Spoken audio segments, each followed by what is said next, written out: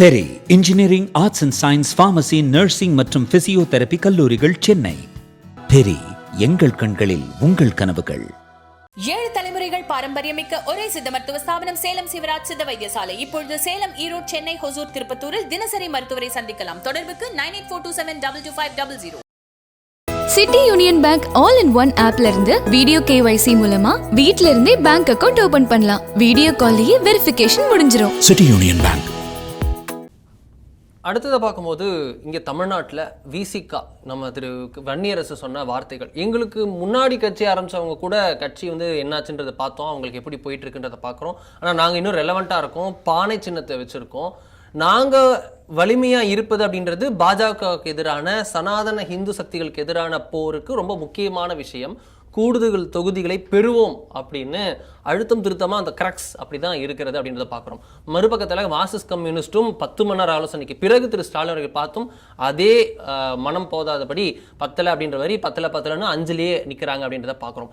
என்ன நடக்கிறது? 2 பேருமே கூட்டணியில் தொடருவாங்க, இது ஒரு புள்ளி, அதில் ஒன்றும் குழப்பம் இல்லை.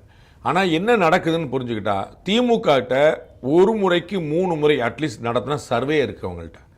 அதில் விசிகாவுடைய வாக்குகளை அதிகமாக திரு விஜய் பிளக்கிறார் அப்படிங்கிறது தெரியுது. விசிகாவுடைய வாக்குகள், வட மாவட்டங்களில் இருக்கக்கூடிய வாக்குகள் அண்டு பட்டியலின சமூகத்துடைய வாக்குகள் பெருசாக பெனட்ரேட் பண்ணி உள்ளே கடுமையாக பிளக்கிறார் அப்படிங்கிற நம்பர் அவங்கள்ட்ட இருக்குது. தமிழ்நாட்டில் 2 கம்யூனிஸ்ட் கட்சிகளும் இரலவெண்ட் ஆகி ரொம்ப காலமாக போச்சு அப்படின்னு பார்க்குறேன். அவர்கள் அதிமுக திமுகவுடைய தயவில் தான் இருக்க முடியுமே தவிர, அவர்களுடைய ஸ்ட்ராங்கான பெனட்ரேஷன் இருக்கக்கூடிய டெல்டா மாவட்டங்களில் கூட கடுமையாக போராட்டம், ஆர்ப்பாட்டம், விவசாயிகள் அங்கே கூட தமிழ்நாடு தனியாக ஒரு தொழிலோடு ஜெயிக்க முடியாத இடத்துல இருக்காங்க. அவர்களால் சில கவுன்சிலர்கள் பெற முடிந்து விட்டால் ரொம்ப பெரிய விஷயம். ஒரு பஞ்சாயத்து கூட அவங்களால் தனியாக தொட முடியுமாங்கிறவர்களுக்கு இல்லாத நாள் தான் இருக்காங்க. ஸோ அவர்கள் டிஸ்கனெக்ட் ஆகி, கிரவுண்ட் ரியாலிட்டி டிஸ்கனெக்ட் ஆகி ரொம்ப காலம் வச்சு 2 கம்யூனிஸ்ட் கட்சிகளும் விடுதலை சிறுத்தைகளுடைய வாக்குகள் கடுமையாக பிளவுபடுது. அதனால தான் நீங்கள் பார்க்கணும், கடந்த முறை போட்டியிட்டதை விட எல்லா கட்சிகளுக்கும் குறைவா சீட்டு கொடுக்குறாங்க. அவர்கள் ஒரு முறைக்கு 4 முறை நம்பர் வச்சிருக்காங்க. இங்கே பாருங்க, நாங்கள் போய் பார்த்து வந்தால் அவங்களுக்குலாம் கனெக்டிவிட்டி இல்லை. உங்களால் எங்களுக்கு என்ன ஓட்டு ட்ரான்ஸ்ஃபர் ஆக போகுதுன்னா எதுவுமே இல்லை. உங்களால் எங்களுக்கு பெர்செப்ஷன் கேமில் தான் எங்களுக்கு நாள் இருக்கு. எங்களுக்கு ஓகே, அவங்களுக்கு கூட்டணி பெருசாக இருக்குப்பா அப்படின்னு திரு எடப்பாடி பழனிசாமி கேட்டாங்கல்ல, அவங்க வலிமையான கூட்டணியாக வச்சிருக்காங்களா அப்படின்னா, வலிமையான கூட்டணிங்கிற பிம்பம் எப்படி வருது? நிறைய பேர் இருக்கிறாங்க, 28 கட்சி. அந்த விஷயம், அந்த நம்பரை தவிர வேற எந்த நம்பரும் உங்களுக்கு கிரவுண்டில் இல்லை அப்படிங்கிற அந்த டேட்டா. அதனால தான் திமுக உடும்பு பிடியா இருக்கு. இவர்கள் 4 முறை பேசுனாங்க, 6 முறை பேசுனாங்க, முதலமைச்சர் நேரம் போய் பார்த்தாங்க. கடைசியில் என்ன நடக்குது? திமுக சொல்லுவதுதான் நடக்குது. அப்போ நாங்கள் நியாயம் இல்லைங்க அப்படின்னு சண்முகம் சொன்னார்ல, எங்களுக்கான நாங்கள் உங்களுக்கு சனாதன போரில் உங்களுக்கு பங்களிச்சிருக்கோம், நீங்கள் வாங்குற 100 ஓட்டில் 25 ஓட்டு எங்கள் ஓட்டலாம் சொன்னாங்கல்ல. அப்போ நான் 25% எங்களுக்கு எவ்வளோ சீட்டு கூட கொடுத்தானுங்களே, 6க்கு சம்மதிக்க முடியுமாங்கிற ஒரு பெரிய விஷயமா இருக்குது. விடுதலை இவங்க 5க்கு சம்மதிச்சிட்டாங்க. மார்க்சிஸ்ட் கம்யூனிஸ்ட் 5க்கு சம்மதிச்சிருவாங்க, போய் நின்றுவாங்க, சரின்னு சொல்லிடுவாங்க. இப்போ விடுதலை சிறுத்தைகளுக்கும் 5ன்னு சொல்லி சொல்லும்போது அவருக்கு ஒரு விஷயம், அவர் இருக்கிற கட்சிகளோடு எங்களை சேர்க்கக்கூடாதுன்னு வந்திருக்காரு. அப்போ மதிமுக ஒரு போட்டு கீழே தள்ளிட்டாங்க 4. அப்போ ஒன்றும் பிரச்சனை இல்லை. அப்போ 2 கம்யூனிஸ்ட் கட்சியில் கூட அவருக்கு காங்கிரஸ் அடுத்து நான் தான் பெரிய கட்சி, உங்களுக்கு யாரும் ரொம்ப முன்னாடி சொல்லிருக்கோம், காங்கிரஸ் அடுத்து நான் தான் பெரிய கட்சி, இந்த திமுக கூட்டணி விரும்பணும், எல்லாரும் ஒரே தரம்னா எனக்கு அது உடன்பாடு. அப்போ அவர் அப்போ அட்லீஸ்ட் 6 அவருடைய விருப்பமா இருக்கு. அவருக்கும் 5ன்னு சொல்லும் போது அவருக்கு உறுத்து, உங்களுக்கு 5 தாங்க அப்படின்னு சொல்லும்போது எல்லா மதிமுக மட்டும் ஒரு தரம் கீழாக்கிட்டு மொத்த 3 ஒரே தரமாக்கிறேன், 5 அப்படின்னு அவர் எனக்கு 5 ஒத்து வராது, அட்லீஸ்ட் 6. நம்ம நேரடியாக நான் அவர்கிட்ட கேட்டபோது 6க்கு கீழே வாய்ப்பே இல்லை அப்படின்னு சொன்னார். ஆனால் 5 தான் அப்படின்னு திமுக சொல்லுது. அதற்கான காரணம் அவர்கிட்ட இருக்கக்கூடிய டேட்டா, அவங்க வச்சிருக்க சர்வே. அப்போ 6க்கு சம்மதிப்பாரா 5க்கு சம்மதிப்பாராங்கிற கேள்வி இருக்கு. திமுக சொல்றதுதான் திரும்பவும், அவருக்கு வேற எந்த வாய்ப்பும் கிடையாது. அவர் 3 மணிக்கு கூட்டம், 4 மணிக்கு கூட்டம், 5 மணிக்கு கூட்டம், திரு மார்க்சிஸ்ட் கம்யூனிஸ்ட் கட்சியில் திரு சண்முகம் கூட்டது போல 10 மணி நேரம் கூட்டம் போட்டாலும் அவங்க கொடுக்கறது தான். 12 மணி நேரம் கூட்டம் போட்டார், அதனால ஒரு சீட் கூட கொடுத்துருவோம். 7 மணி நேரம் கூட்டம் போட்டார், அதனால 2 சீட், அதுக்கு பிசினஸ் கிடையாது. அவர்கள் ஒரு தீர்மானமான கருத்தில் இருக்காங்க. முதலமைச்சரோ கூட்டணி பேச்சுவார்த்தை நடத்துகிற குழுவோ 2 சைடா இல்லை. ஸோ நீங்கள் முதலமைச்சர் ஒரு அப்பீலுக்கு போனால் ஒரு சீட் கூட வாங்கிடுவாங்க. நீங்கள் முதலமைச்சர் போனால் கையெழுத்து மட்டும் தான் போடுவார். ஸோ கையெழுத்து போறதுக்கு முன்னாடி அவங்க எல்லாருமே பேசி வச்சு தான் போறாங்க. ஸோ தமிழக முதலமைச்சர் என்ன சொல்லியிருக்கிறாரோ அதை செயல்படுத்துற இடத்துல கூட்டணி பேச்சுவார்த்தை குழு இருக்குது. ஸோ கூட்டணி பேச்சுவார்த்தை குழு ஹைகோர்ட்டு, முதலமைச்சர் சுப்ரீம் கோர்ட் கிடையாது. சுப்ரீம் கோர்ட் ஏற்கனவே ஆர்டர் போட்டுருச்சு, அதை இம்ப்ளிமெண்ட் பண்றதா அந்த கூட்டணி பேச்சுவார்த்தை. அதனால இவர்களுக்கு நல்லா தெரிஞ்சிருக்கு. நீங்க முதலமைச்சர் ஏற்கனவே திரு சண்முகம் போய் பார்த்து வந்தார், அதற்கு முன்னாடியே திரு விஜய் திரு திருமாவளவன் போய் பார்த்து வந்தார். பார்த்துட்டு வந்து தான் இவ்வளவு புரியுமே. ஸோ என்ன பிரச்சனைனா, இவங்க என்ன நினைக்கிறாங்க, பேச்சுவார்த்தைக்குள்ள நமக்கு 5 தான் கொடுப்பேங்குது, முதலமைச்சர் போனால் நம்ம 6 வாங்கிக்கலாம். முதலமைச்சர் தான் 5 கொடுக்க சொன்னார். உங்களுக்கு அவர் தான் இதோட முடிவு, இது மாஸ்டர் மைண்ட் அவர் தான். அவர் சொன்னது இம்ப்ளிமெண்ட் பண்ற இடத்துல இருக்காங்க. நாங்கள் அங்கே போய் அப்பீல் போயிடும் போங்க, ஒன்றும் பிரச்சனை. அப்போ இந்த இடத்துல ரொம்ப தெளிவாக இருக்குது, இவர்களுக்கு 5 இது செட்டில் ஆயிடுச்சு, அவங்களும் சம்மதிச்சுடுவாங்க. மார்க்சிஸ்ட் கட்சியை பொறுத்தளவுக்கு, விடுதலை சிறுத்தைகளை பொறுத்தளவுக்கு 5 தான் அவங்க சொல்றாங்க. 6வது எனக்கு வேணும் கேட்குறாரு. மற்ற கட்சியோட எனக்கு கூட இருக்குங்கிற ஒரு நம்பராக முன்னாடி வேணும் அவர் கேட்குறாரு. நாங்கள் ஸ்ட்ரைக் ரேட் கூட வாங்கியிருக்கோம், நாங்கள் வந்து சுயேட்சை சின்னத்தில் நின்று காட்டியிருக்கோம், நாங்கள் அதனால் வேணும்னு சொல்லி கேட்குறாரு. அது சம்மதிப்பாரா இல்லையாங்கிற முதலமைச்சருடைய பரிந்துரை பொறுத்து நான் அறிந்த வகை அவருக்கும் 5 தான் அப்படிங்கிறதா நிற்குது.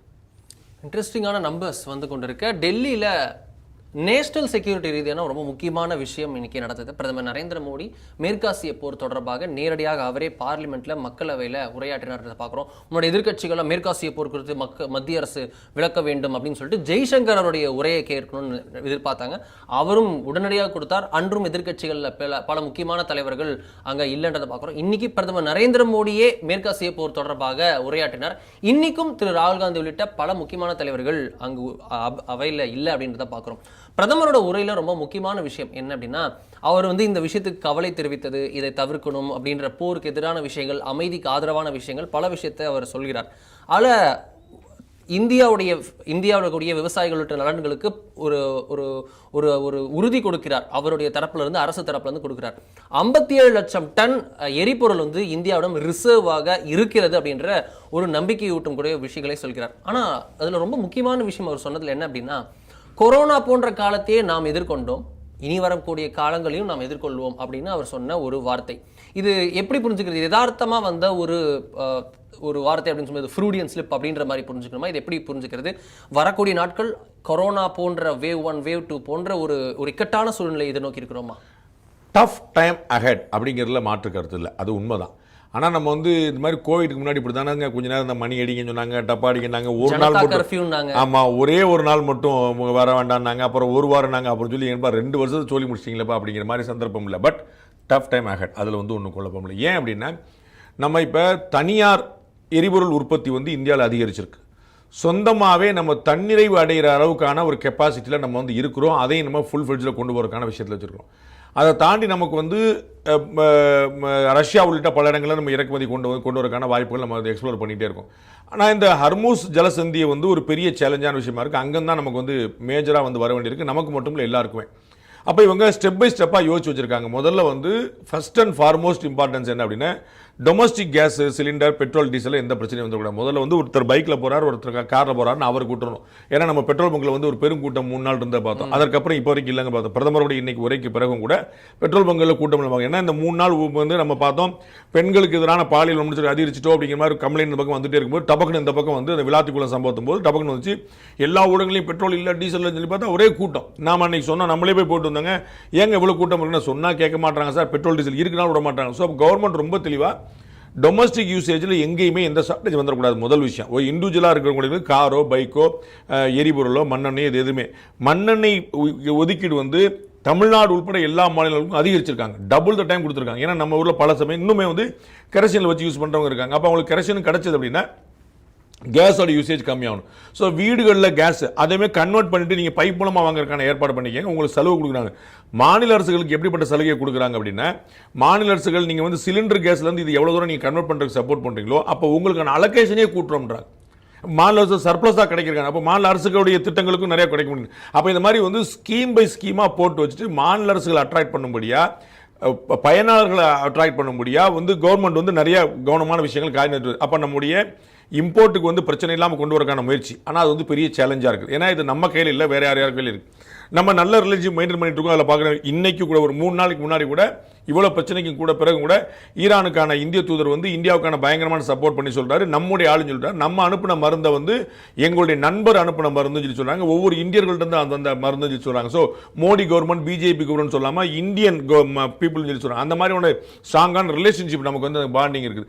ஆனாலும் அவங்க கண்ட்ரோலில் இல்லை. இப்போ வந்து அவங்க காசு வாங்கிட்டு வந்து கப்பல் விடுறாங்க, வேற ஒரு குரூப் விடுது, மிலிட்டன் குரூப் விடுதுலாம் மாதிரி போயிட்டு இருக்கு. ஹர்மோஸ் நீரில் 4-5 வண்டி போயிட்டு இருக்கு, 4-5 கப்பல் போயிட்டு இருக்கு. அது திருட்டுத்தனமாக ஒரு கப்பல் போயிருது, 100 ரூபா டோல்கேட்டில் மாமூல் கொடுக்குற மாதிரி போலீஸ்காரங்க அந்த மாதிரி கொடுத்துட்டு போது.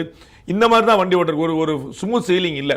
அமெரிக்கா இன்னும் முறைச்சிட்டே இருக்கு. நாங்கள் வந்து உங்களுடைய மிகப்பெரிய ஆகப்பெரிய மின்சக்தி உற்பத்தி சக்தியை நாங்கள் வந்து தாக்குவோம் அப்படிங்கிற மாதிரி மிரட்ட விட்டு இருக்கு. இப்போ ஹோல்டு பண்ணியிருக்கேன்னு அடுத்த நாள் ட்வீட்லேயே போர் நடத்திட்டு இருக்காருன்னு வச்சுக்கேன். அது ஒரு பெரிய கலவரம். ஆமாம், அக்க போர். அதனால வந்து அது வேற பெரிய பஞ்சாயத்து கூட்டிருக்கு. அப்போ வந்து நம்ம அமெரிக்காவும் பயிற்சிக்க முடியாது, ஈரானையும் பயிற்சிக்க முடியாது. சண்டையே அமெரிக்காவுக்கு ஈரானு தான். இஸ்ரேலையும் பயிற்சிக்க முடியாது, ஈரானுக்கும் பயிற்சிக்க முடியாது. அவங்களோட தான் சண்டை. அப்போ நம்ம ரெண்டுக்கும் நடுவில் ஈரான் வந்து நம்ம ரொம்ப காலம் ஃப்ரெண்டு, நம்ம ஆப்கானிஸ்தான் மாதிரி நம்ம பார்க்குறோம். அப்போ இது ஒரு சேலஞ்சிங்கான சிச்சுவேஷன். அவர் வந்து ஏன் கோவிட்டை கொண்டு வராருன்னா, த டஃபஸ்ட் டைம் இந்த ஹிஸ்டரி அது வந்து கோவிட். ஏன்னா அங்கே உயிர் வாழ்வது சேலஞ்ச் ஆச்சு, அது லைஃப் வந்து சேலஞ்சாக இருந்துச்சு. அங்கே வந்து நம்ம கண்ணு முன்னாடி ஒவ்வொருத்தருடைய ஃபோன் நம்பர்லையும் ஒரு 50 கான்டாக்டாக அது வந்து நம்ம மிஸ் பண்ண இருந்துச்சு ஒவ்வொரு இடத்துலையுமே. அப்படிப்பட்ட துயரங்களே சமாளிச்சு வந்துட்டோம் நம்ம. இப்போ வண்டி ஓட்டிகிட்டு இருக்கிறோம். அப்போ இதை வந்து ஒரு பிரச்சனை, இது வந்து ஒரு கிரைசிஸ் தான். அது வந்து சர்வைவலுக்கே சேலஞ்ச் பண்ணிச்சு. வாழ முடியுமாங்கிற கேள்வி இருந்தது. இது வந்து ஒரு இக்கட்டான நிலைமை, நோ டவுட். அதை நம்ம ஹேண்டில் பண்ணிடுவோம். ட்ரஸ்ட் த கவர்மெண்ட், அதுதான் பாஸ் பண்ண வேண்டிய மெசேஜ். நீங்கள் வந்து பேனிக் பையிங் எங்கே வந்தாலும், அது டொமஸ்டிக்கில் வந்தாலும், கமர்ஷியலில் வந்தாலும், இண்டிவிஜுவல்ஸ் வந்தாலும், எங்கே வந்தாலும் பேனிக் பையிங் பயங்கரமாக ப்ராப்ளம். நீங்கள் வந்து இந்த தனியார் நிதி நிறுவனங்கள்லாம் இருக்குல்ல, கிட்டத்தட்ட எல்லா நிறுவனமும் மூடிட்டாங்க, பெரிய பெரிய அளவில் பெருசாக வந்த. அதில் வந்து மூடினதுக்கு பாதிக்கு மேலே காரணங்கள்னு சொல்கிறாங்க, இந்த கம்பெனி ஸ்டேபிளாக தான் இருந்துச்சு. ஆனால் அந்த கம்பெனி விழுந்த உடனே இங்கேயுமே முதலீட்டாளர் பூரா காசு கொடுங்க. அப்போ காசு கொடுன்னு கேட்டால் எல்லாமே வேற ஒரு இடத்துல முதலீடு பண்ணி வச்சிருக்காங்க. அது அசட்டாக இருக்கும், ப்ராப்பர்ட்டியாக இருக்கும், லேண்டாக இருக்கும், காராக இருக்கும், ஃபைனான்ஸாக இருக்கும், சினிமாவாக இருக்கும். அப்போ உடனே காசு எடுக்க முடியாது. அப்போ எடுக்கலோடனே காசு வரலன்னு பீதி அடிச்சு உடச்சு இந்த மாதிரி. ஸோ வந்து பேனிக் பையிங்குமே கூட ஒரு ப்ராப்ளத்துக்கு இருக்கும். அதுதான் மற்றவருடைய நோக்கம் வாங்கி பார்க்கணும். நம்ம ஒரு வாரத்துக்கு முன்னாடி பேனிக் பையிங் இருந்துச்சுன்னா இந்த காரணம் தான். அப்படி ஒரு ப்ராப்ளத்தை கிரியேட் பண்ணுவோம். கிரியேட் பண்ணுறது மூலமாக ஒரு தட்டுப்பாடு வரும். பார்த்தியா, நான் தட்டுப்பாடு சொன்னேன் பார்த்தியாங்க ஒரு முயற்சி. அப்போ வந்து பிரதமருடைய இந்த உரைக்கான பின்னணி என்ன அப்படின்னா, நம்பிக்கை அளிப்பது. பாருங்க, நம்ம அவ்வளோ மோசமான பீரியடே கடந்து வந்தவர்கள், அதை வெற்றிகரமாக கடந்தவர்கள், உலகம் நம்மை பார்த்து வைக்கக்கூடியது. இதையும் நம்ம சமாளிப்போம். நம்ம வந்து மேற்காசியால் ஒரு பெரிய ப்ராப்ளமேட்டிக் சிச்சுவேஷன் தான், அதையும் பிளாக் அண்ட் ஒயிட்டாக சொல்கிறார். நமக்கு வந்து எல்லாமே ஸ்மூத்தாக போயிட்டு இருக்கு, ஆல் இஸ் வெல் கிடையாது. ஆனால் நம்ம வந்து we can handle it, trust the government. அதுதான் மக்களுக்கு அவர் கொடுக்கக்கூடிய செய்தி. நம்பிக்கை ஒன்று தான் நம்ம கையில் இருக்குது அப்படின்றத பார்க்குறோம். பல விஷயங்கள் தொடர்ந்து நம்ம கையில் செய்திகளாக வந்து கொண்டிருக்கு. நாம் அதை வந்து நல்ல பிளேட்டரில் போட்டு உங்களுக்கு கொடுத்துட்ருக்கோம் அப்படின்றத பார்க்குறோம். தொடர்ந்து இன்னொரு நிகழ்ச்சியில் பார்ப்போம். அதுவரை நன்றி, வணக்கம்.